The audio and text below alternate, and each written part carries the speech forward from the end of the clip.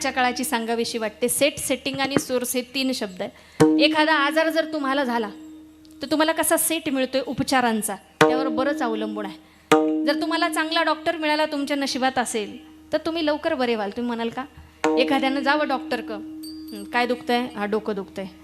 किती दिवस झाले? एवढे दिवस झाले. MRI करावा लागेल, CT स्कॅन करावा लागेल. काही लोकांना तर त्या मशीनमध्ये जायच्या टेन्शनच हार्ट अटॅक आलेले. खरं आहे की नाही? अशी एकही व्यक्ती नसेल की ज्यांना त्या मशीनमध्ये जाताना टेन्शन आलं नाही, बरोबर? पण एखादा डॉक्टर असा भेटला, काही नाही झालं हो तुम्हाला, असे बरे व्हाल. फार तर काय थोडंफार MRI ते करून घ्यावं लागेल, फक्त आपल्या नावापुरतं चेक करायचं म्हणून, पण काही झालेलं नाही तुम्हाला. तिथंच अर्धा हजार बरा होतोय. तुम्हाला उपचार करणारा कसा मिळतोय त्यावर बरंचसं अवलंबून आहे. त्यानंतर सेटिंग म्हणजे काय? वातावरण कसं आहे? तुम्हाला जर मोटिवेट करणारे लोक असतील तर तुम्ही लवकर बरे व्हाल, व तुम्हाला डिमोटिवेट करणारे लोक असतील तर मात्र अवघड आहे. आजूबाजूला कशी लोक आहेत त्याच्यावर बरंचसं अवलंबून आहे. हा इफेक्ट, वातावरणाचा इफेक्ट फक्त आजारांच्या बाबतीत आहे असं नाही बरं का.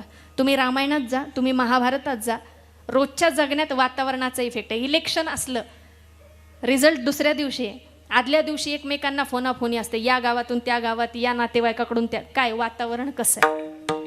ज्या दिवशी मतदान आहे त्या दिवशी पण वातावरण कसं आहे?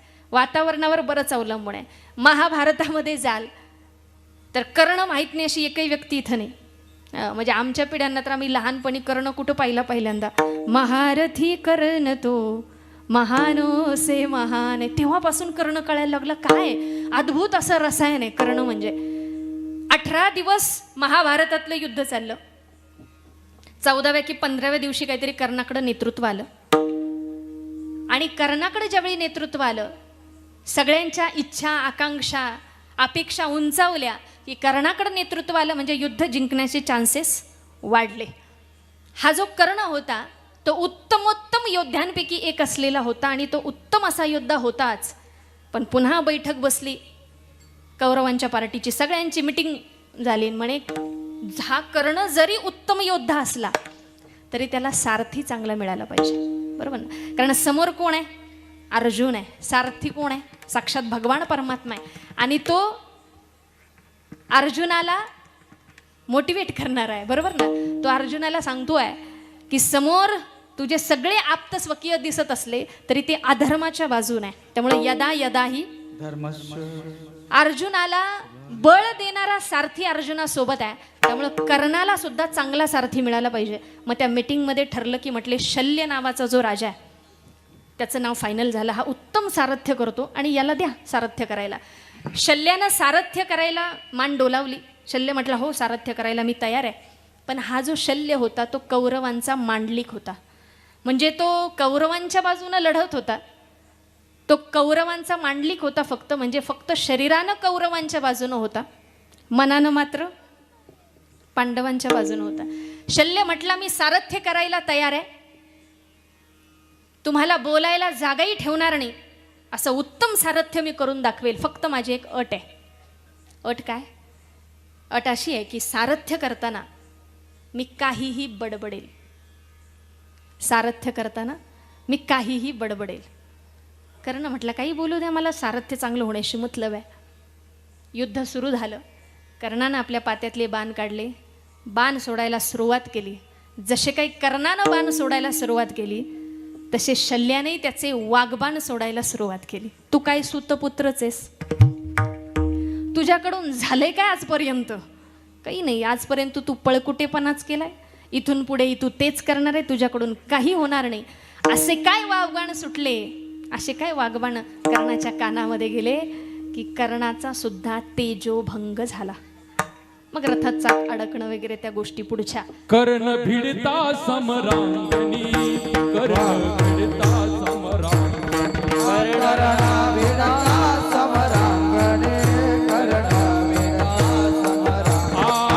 पाणी व्यापी येलारणी, पाणी व्यापी येलारणी. हरी हरी पाणी व्यापी येलारणी, पाणी व्यापी येलारणी. माथ्याची पाडोनी तेथे दात तयाचे. माथ्याची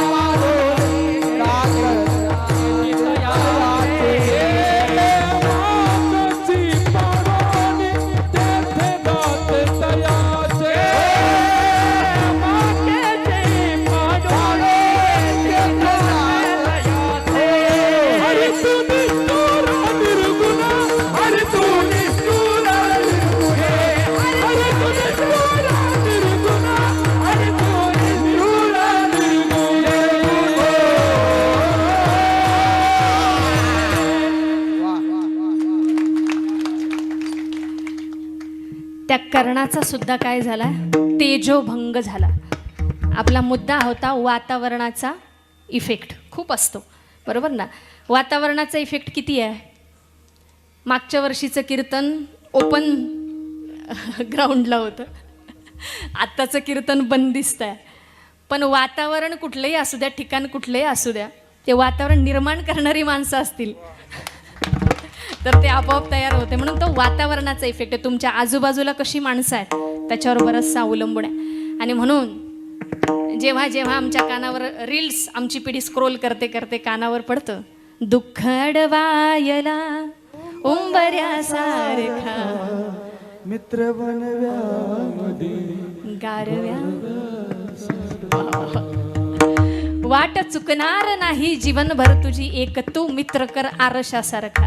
कानावर पडलं की पुन्हा पुन्हा ऐकावंसं वाटते. कृष्ण आणि सुदामा, दोन शब्द, दोन नावं समोर आली की मैत्री हा शब्द उच्चारायची गरज पडत नाही बरोबर ना. आणि म्हणून ही नाती जगामध्ये किती महत्त्वाची आहेत हे सगळं सांगण्यामागचं कारण असं आहे की वातावरणाचा इफेक्ट आणि त्याच्याकडून आपण इथपर्यंत पोहोचलो. सांगायचं तात्पर्य हे, माऊली महावैष्णव ज्ञानोबाराय तुकोबाराय या सर्वांनी आमच्यापर्यंत जे पोहोचवलं ते पुढे घेऊन जायचं आहे. आणि नवरात्रीच्या निमित्तानं हा सोहळा संपन्न होत असताना दास्यत्व करायचं आहे, पण ते विचारांचं करूया. दास्यत्व करायचे ते समृद्ध विचारांचं करूया. आणि म्हणून म्हटलं की मी ब्रह्मरस घेई काढा जेने पिडा वारेल. आणि पथ्य नाम, आता पथ्य कुठलं आहे तर भगवंताचं नाम मुखात असलं पाहिजे, हे आमचं पथ्य असलं पाहिजे. रोजच्या काळामध्ये आजच्या काळात पथ्य कुठलं आहे तर 4-2 दिवसातून चांगलं काहीतरी कानावर पडलं पाहिजे, 4-2 दिवसातून शांतपणे बसलं पाहिजे, रोज दिवसातले 5 मिनिटं का होईना स्वतःला दिले पाहिजे.